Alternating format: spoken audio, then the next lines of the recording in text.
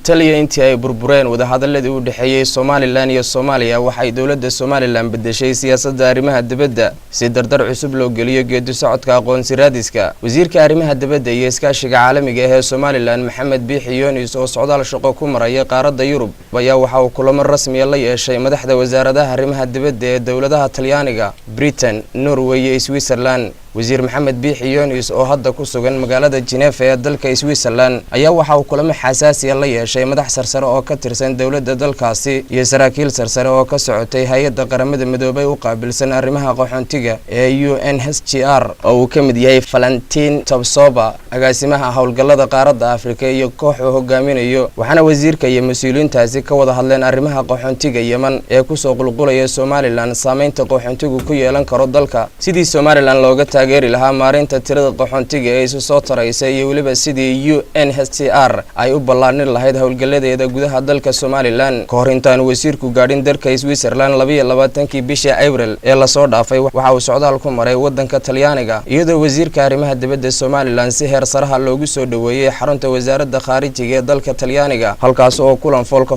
kula yeeshay wasiir ku-xigeenka arrimaha dibadda ee dalka Talyaaniga Mr. Lebo Bastelli waxaana labada mas'uul ka wada hadleen arrimo muhiim ah oo ay ka mid yihiin cilaaqaadka labada wadan ee dhinacyada iskaashiga iyo horumarinta qadiyadda madax banaanida Soomaaliland iyo sidii Soomaaliland ay ixtiraaf uga heli lahayd wadamada reer Yurub sidii dawladda Talyaanigu uga qayb qaadan lahayd sanduuqa horumarinta Soomaaliland sidoo kale waxa uu wasiirka umuraha dibadda Soomaaliland oo socdaal muddo qaatay ku tagay dalka Norway isagoo kulamo kala duwan la yeeshay madaxda wasaaradda arrimaha dibadda xubno ka tirsan golaha baarlamaanka dalka Norway iyo jaaliyadda Soomaaliland ee ku dhaqan dalkaasi waxaana wasiirka iyo mas'uuliyiintaasi heshiis ku gaadheen sidii loo xoojin lahaa xiriirka laba geesoodka ah ee u dhaxeeya wadamada Soomaaliland iyo Norway waxa sidoo kale wasiirku kulan ballaaran la yeeshay muwaadiniinta reer Soomaaliland ee ku dhaqan magaalada Oslo isagoo wasiirku ku amaanay dadaalka ay ugu jiraan sida ay u horumarin lahaayeen dalkooda hooyo dhanka kale waxa wasiirku ku dhiirigeliyay jaaliyadda reer Soomaaliland ee magaalada caasimadda ee Oslo inay si mug leh uga qayb qaataan isla markaana ay isu soo taagaan tartanka doorashooyinka golaha deegaanka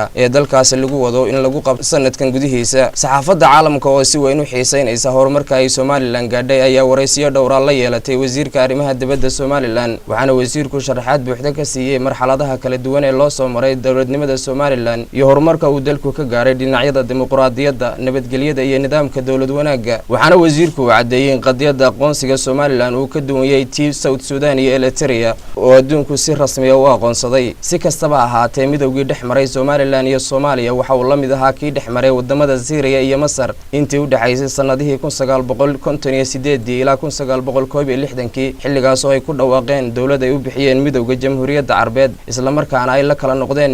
nidaamkoodii maamul sanadkii 1961 waxaana uu adduunku hadda garwaaqsaday in Soomaaliland ay u qalanto in loo aqoonsado wadan madax bannaan iyadoo ay jiraan qaybo ka mid ah wadanka Britain oo si cad ugu dhawaaqay in indhaha laga qarsan karin qadiyadda aqoonsiga Soomaaliland oo muddo 24 sano ah shacab iyo dawladba halgan ugu jiray inay dhistaan qaran madax bannaan oo ka mid ah wadamada adduunka